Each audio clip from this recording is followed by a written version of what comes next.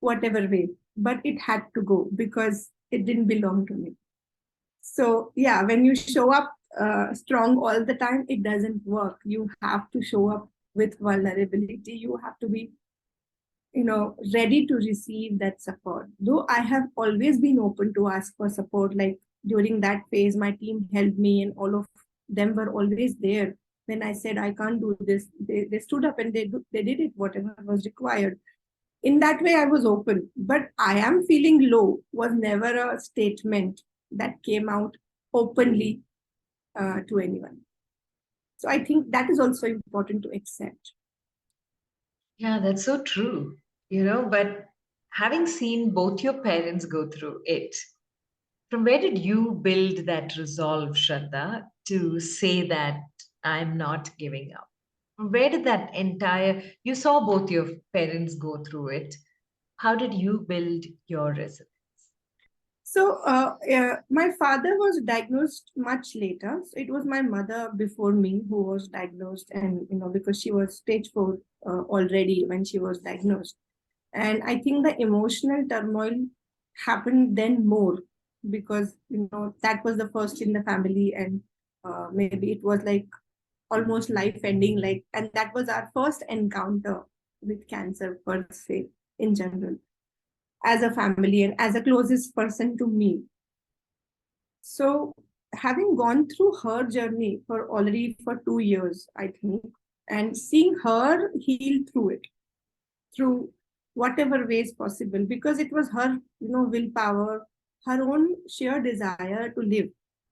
So she was receiving treatment, but internally, we all were there for her, and she was also willing to live. She had not given up. So this not giving up attitude is both my parents. So I have been gifted with this, value of not giving up, this strength of not giving up from both my parents. Like they both had been visionary and they both had such immense strength. So I think that was like inbuilt, I would say. Wow. So is intuition inbuilt. Yes, it's inbuilt. Indeed. Yeah, very true. Very true. Very true. So, getting into yourself to identify what are those qualities that are inbuilt is a journey that very few of us take to understand, to tap into who we truly are. Was this part of your journey to discover powerful intuitive powers within you? Because you are India's first intuitive coach.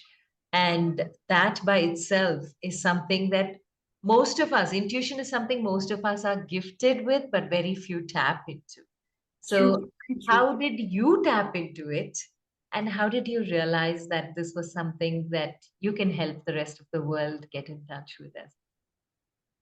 Um, from the time I remember myself, I have always been intuitive. So that sixth sense was always, walking with me, coming around wherever I go. So I would know that this place is safe or not, what kind of a person this is, what kind of a conversation is going on, maybe where this is leading to.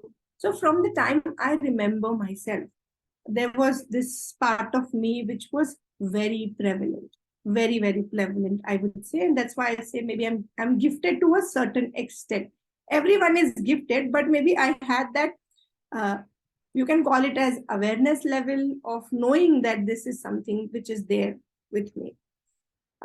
Coming to fast forward, when I started coaching in 2012 and 13, because I was still working, but I was coaching people in house, um, I could walk through them into their journeys, into their challenges, and I could actually see those spaces where those are. And then what kind of statement they are making in that moment. And then when I used to tell them that this is what you keep speaking all the time, and they were like, how do you know that? And I'm like, I don't know, but I know that. So at the time it was like, I don't know, but today I know where it is coming from. So from there the journey started, because I realized that there is something which is on in the journey, whenever I'm sitting with people, especially in a coaching or a discovery call conversation. Otherwise, also, I'm always on. But especially in those moments when I surrender and, I just be as a messenger to the universe, it helps me to tune in and tap into exact that space, which is the root block of that person.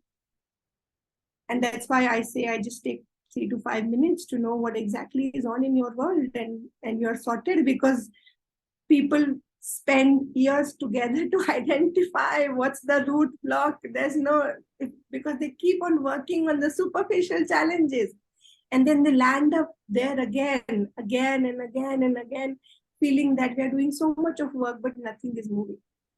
So this aspect, when it came into picture, a lot of people started to gain faster movements in their life, very fast, because now so I always say that uh, if you leave a cow on a golf course and she's tied with a peg, so she can only graze till the circumference of the circle depending on the length of the rope, right? But if I remove that peg, the golf course is open for the cow, and so is life for a human being.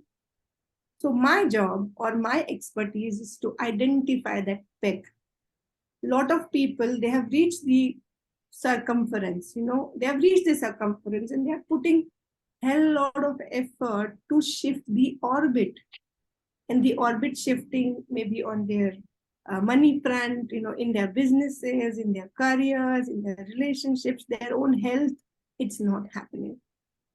But when that peg is removed, like the expansion is like a golf course, it's everything is available for you.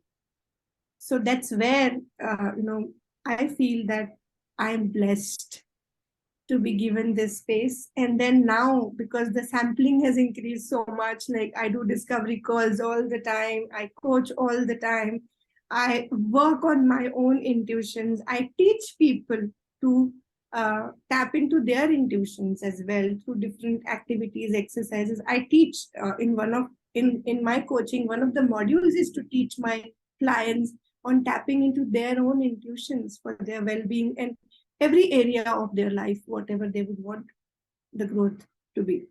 So this is a very beautiful space, Rashmi. It is. And one question here is, who nails the peg? Is it us? Is it life? Is it the way we look at life? It is the way we look at life, but it's knowingly and unknowingly, because our awareness level at every stage in our life is different. So we always keep on upgrading our beliefs, and if we are not, we are actually contributing to that peg.